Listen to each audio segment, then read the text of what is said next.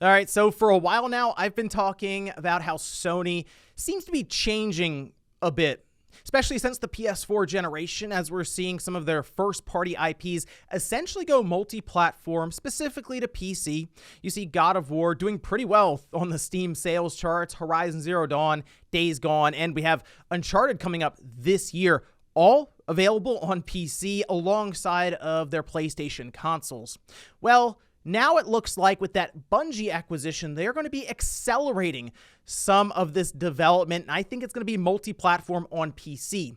I've been saying for a while now that I think that window between when a game releases on PlayStation and then eventually on PC would continue to shrink down, and we would get to a point where a release would happen from Sony's first party, and it would be day one PC and PlayStation, and I said it would probably be a live service game. Well, we had their conference call, that being with investors and Sony, early this morning, and it looks like that is the direction they're going to be going in. Guys, if you enjoy these videos, make sure that like button helps out a ton. And if you're new here to the Spawn Wave Plus channel, make sure you subscribe down below. So let's head over here. This is Video Games Chronicle. And I'll admit, I saw this headline and I was like, wow, that feels like a lot.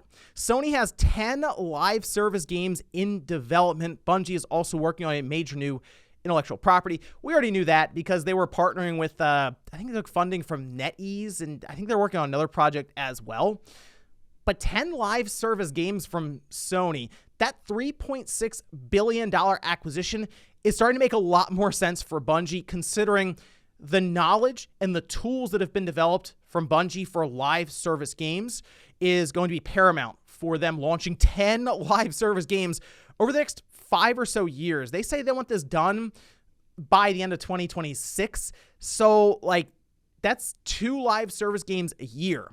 Now, my one concern with live service games piling up like that is we've sort of seen what happens when you do too many live service games for a particular company like Ubisoft, where the games start to feel very similar, but they start to realize, wow, people just have limited time. I mean, some games you'll play and you'll be done in like 15 or 20 hours. You'll move on to the next one. Other games, you'll spend thousands of hours in because they are designed to essentially never end. Think about Destiny 2 and how long people have been playing that. Now, during that conference call, Hiroki Totoki and also Jim Ryan had a few quotations here that were transcribed by VGC from Totoki saying, "Our studios will learn from Bungie. That is a strong wish we have with the Bungie side, is willing to work closely with us." And we also have from Jim Ryan saying, "We intend to build upon our growing experience and ambition in the games as a service space to complement our continued strength in the narrative-led titles that PlayStation fans know and love." So, in particular, with their single-player narrative-driven experiences, I don't think those are going away. There are people right now I see online who are concerned that Sony is just going all in with live service titles, and I don't think that's the case. The idea of these live service games, for me, the way I'm looking at it, is a way to supplement development and the cost of creating these ridiculously detailed and narrative-driven story experiences for single-player games. Those games cost a lot of money, and Jim Ryan has been on record saying, "I kind of feel like 20 million is our roof for sales that we can expect out of games on the PlayStation console." And that's one of the reasons I think they're looking multi-platform for PC, where they have already found some early success with games that have been out for a while now on PlayStation. I mean, God of War did very well on PC, and that came out, in 2018? And they're still selling it at a premium on PC. So in their mind, if they want to leverage the PC audience with a live service game, something that is ongoing, essentially people on PC would be looking to fund single-player PlayStation experiences that, I mean, it's becoming expensive. We have talked about before that Sean Layden believed there would be a breaking point with how these games continue to balloon with the expense around not only development, but marketing. See, for a while, obviously, we look at games and we see the growth from generation to generation. I mean, visuals get better, but budgets also get larger and larger. And we've heard hundreds of millions of dollars would go into developing a game that, yeah, it might be 15 or 20 hours long. And then you look over at a live service game that maybe took half the budget to build, and people are still playing it, and they're still pouring money into it because of microtransactions and battle passes and so on.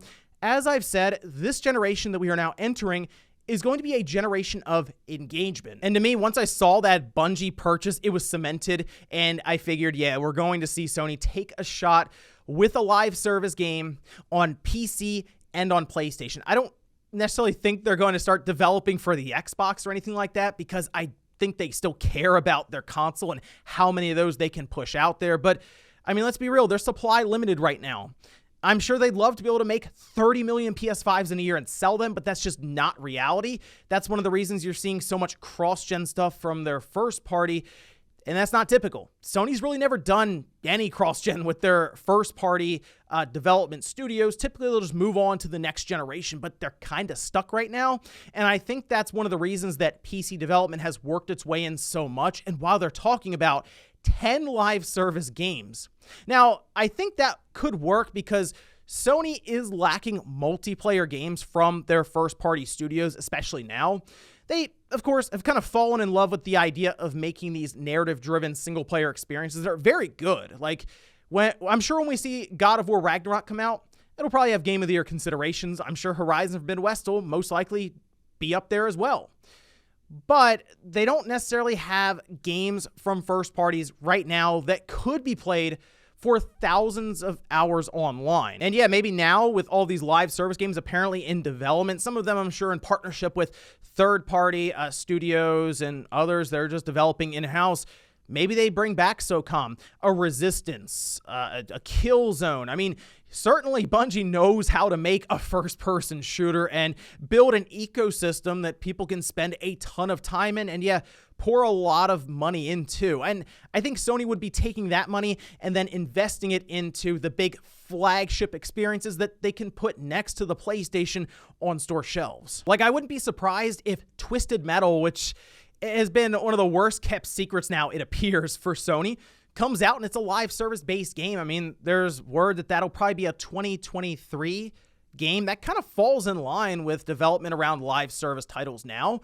So yeah, maybe that comes out and it's just a never ending game online. And that actually would work, I think, with Twisted Metal. And to be honest, that's probably what Destruction All-Stars should have been in the first place. So I don't look at this as one or the other. Like, it's just going to be a ton of live service games and no single-player narrative-driven experiences, because I really like those single-player games that Sony produces, but I also understand they're becoming very expensive to make, and Sony's going to have to either look outside of PlayStation and sell 30, 40 million copies of some of these games, or develop games that are ongoing indefinitely that will continue to generate revenue to kind of offset what would be system sellers then. So I'm curious to see which intellectual properties they will revive or even branch off to create these live service games. Maybe that's how you get a Last of Us Factions, a new one, is by making it a live service game.